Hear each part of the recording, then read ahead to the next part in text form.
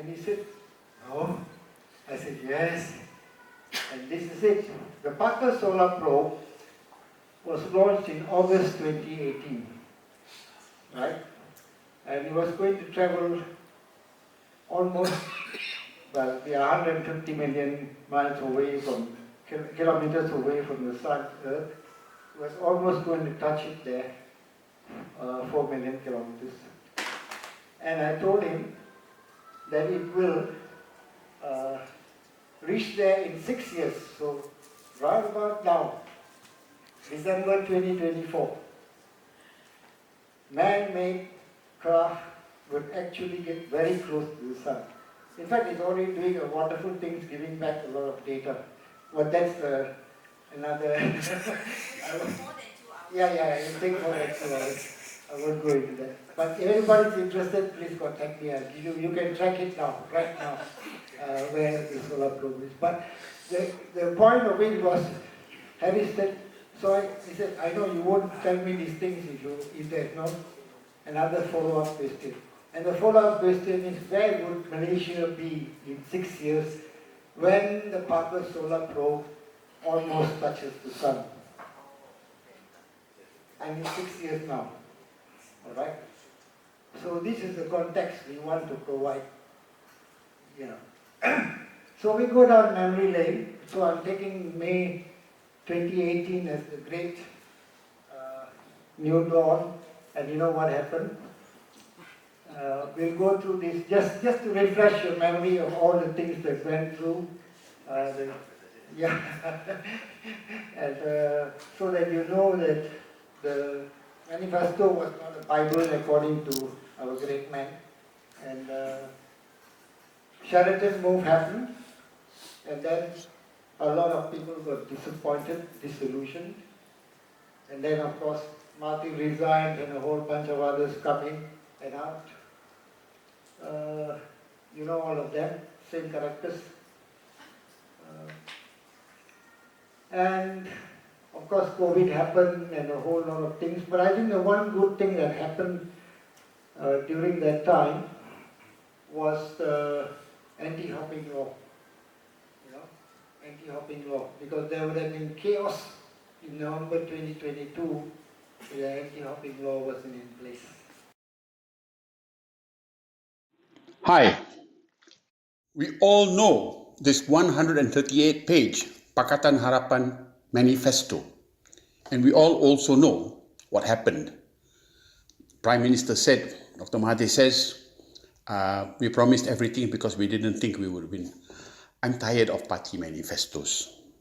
This is the reform agenda that Abu pushed during the 14 GE. 1 page, 5 pillars. Achievable during a term of a responsible government. I urge all of you to take this 5-pillar reform agenda as your own reform wishes for the 15th general election and measure candidates against these 5 pillars. A lot of time in following videos will be dedicated towards pillar number 1, that is, no more divisive politics.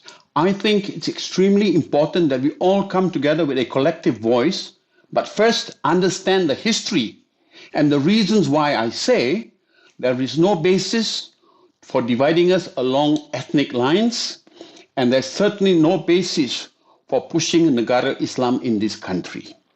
Pillar number 2, our brothers and sisters in Sabah and Sarawak have been denied their rights since 1963. Let them decide what are the priority rights they wish to receive during the next government, and we from Semenanjung will support them on these specific reforms. Restoring our fundamental rights and liberties ought to have been done in the last government. Unfortunately, it was not. That is why we still see the Sedition Act being used. All this must stop. Pillar number 4. We've all seen how the federal court dealt with that very, very controversial case. We're all proud of our judiciary right now. Yes? Can we say the same about MACC? All these institutional powers must be returned back to the people. Just as the judiciary now belongs to us, MACC must belong to us soon too. Pillar number 5, we've had 40 years of Dasar Ekonomi Baru, race-based, and yet poverty is still so predominant in the country. Enough of this. Let's have a merit-based affirmative program. Interestingly, I will share with you all in a later video that we already have a private member's bill in Parliament waiting to make this law. I hope that all of us can give some time to look at this reform agenda, 5-pillar reform agenda, and if we can see its value, that together this election, we tell the politicians what we want and put a stop to them coming and telling us what it is they're going to do for us. All right? See you all soon. We believe when we formed this APM, we cannot trust politicians, they have their own agenda. The people must take charge. So only a united us can do that. And therefore, returning the institutions of the state, which is the theme for today's forum, is the key of Harris's Rara or Rakyat reform. So just to be clear, this is a unity government and both had their manifestos. The Pakatan Harapan had their manifesto, the Barisan National also had their manifesto, and they both actually talked about almost the same things. So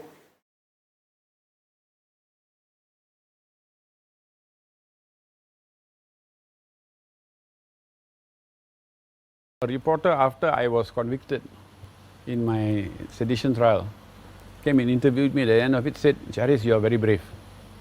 He said, "You're very brave to give up your freedom." And I said, "You're wrong. I have not given up my freedom. You have. Because in order to avoid the sedition charge, you silence yourself. Who's free?" I don't think the culture of fear has ever left us. I don't think it has. Sheraton move shook them to the core. No? A lot of people. To think that having kicked these fellas, having kicked these robbers in Tizaro, they were able to find their way back. Fear is something that grips all of us, without exception. It's how you respond to it. I'll give you another example where I was really disappointed. Mahathir said of the manifesto, "Oh, we didn't think we were going to win. So we promised everything in between heaven and earth because we didn't think we'd win." Now, I expected many in Pakatan to stand up and say, "Sir, that's not true. We intend on delivering." But they were silent. Okay? So yes, disappointed. Many things could have been done. I'll give you a simple example. Why are we still seeing the Sedition Act being used? Okay, yes, you can pass it at Dewan Rakyat. Dewan Negara is packed with BN. They may not push it through. That's okay. We did it at Dewan Rakyat. Okay, so many things they could have done that they didn't do. I think what happened along the way was people got so taken up with politicking about jaga posisi. And to me, the best way to have ensured they won the 15 GE was to deliver the reforms promised. That's it. Give the people the reforms you promised that they so desperately needed. Why would we vote anybody else? Enough of the political parties coming to us with their manifestos. Rakyat going to take to you all a manifesto with 5 pillars. Enough of voting along symbols. Now we want to evaluate the candidates. Ask Hadi Awang, where in the constitution does it say hak istimewa orang Melayu? I've heard Guaning say this. DAP will not interfere with the special rights of the Malays. Said there are none. So let's stop playing populist politics. Let's bring the truth, however painful it might be, because a nation cannot be built on lies. And if you want to build a nation, then it has to be built on truth, trust. It must start now.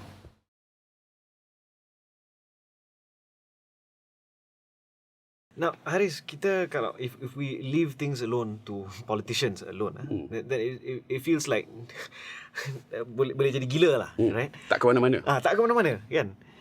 Whereas the issue of unity is something that kita semua, I think, embroiled in, involved in. How is it that you feel civil society has to play its part? How? What can we do? For me, you talk about unity. Unity. Reality is this: we've seen communal politics in this country for what, the last almost 40 years. We're not going to overturn all that's seeped into society over the last 40 years. It's a long haul. I think you're right. If we leave it to the politicians will always look to expediency. If it's inexpedient to take the high ground, they will avoid the high ground.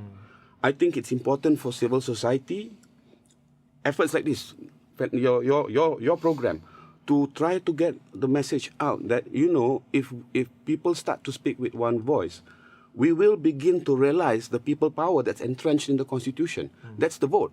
That's the vote. But it's down to people like you, like me, the little efforts that we see sort of springing up in civil society. People are better informed these days. But the reality is also this: there's a large segment of our society that includes those in the hinterland and the interior who are not getting access to this sort of information. We need to make a serious effort to get that word out to them. That kalau rakyat bersatu, maka rakyat berkuasa. Tak kisahlah parti politik. Tak kisah.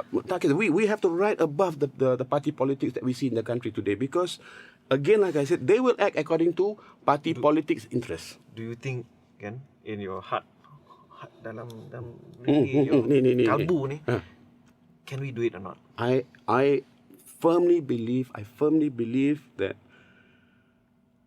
we can. But we've got to believe in the strength that we will find.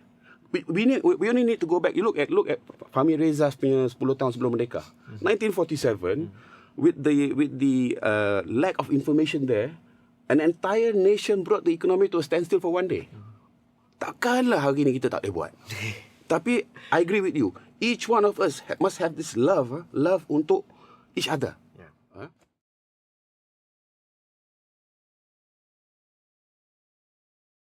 Because we have some Generation Z here today. So, welcome, we are very happy that you are here. We expect you to take over the baton next. So, today, I'm deeply honored to moderate this event, especially to commemorate the life's work of a dear friend and comrade, Haris Ibrahim. Now, I noticed, after 1 year of Haris Ibrahim's passing, I noticed one thing, that my hair is started to be growing back. It's okay to laugh. This is what Haris Ibrahim is all about. Haris Ibrahim is not all hope and no fun. It's not a good thing.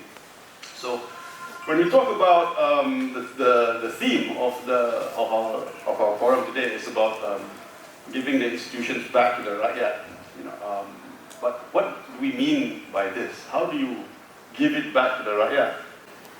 2 paragraphs that I read in the article.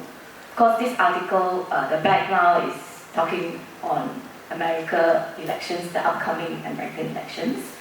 But I thought it is also quite applicable here in Malaysia, and an overarching idea about what democracy is. Welcome to Sedition Central. So I was the one who suggested that Azmi go first because I didn't want to in any way take in with whatever it is that we might be saying later. You also don't want to defend me again for free. Yes, I was about to say that I look around and I see, with nostalgia, people who have been charged with sedition, been detained under the ISA, who've been investigated under the Police Act, rioting. It's nice coming home.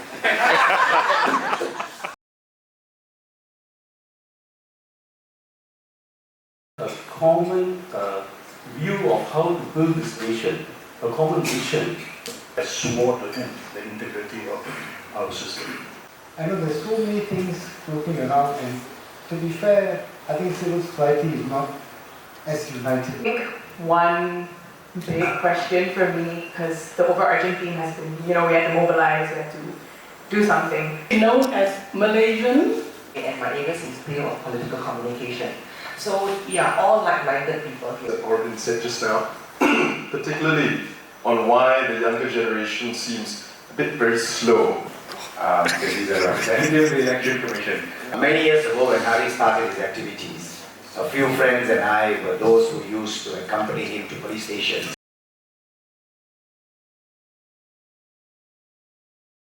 That hasn't changed. We still have this Bumiputra, non-Bumiputra divide. We still have this divide between Semenanjung, Sabah, Sarawak.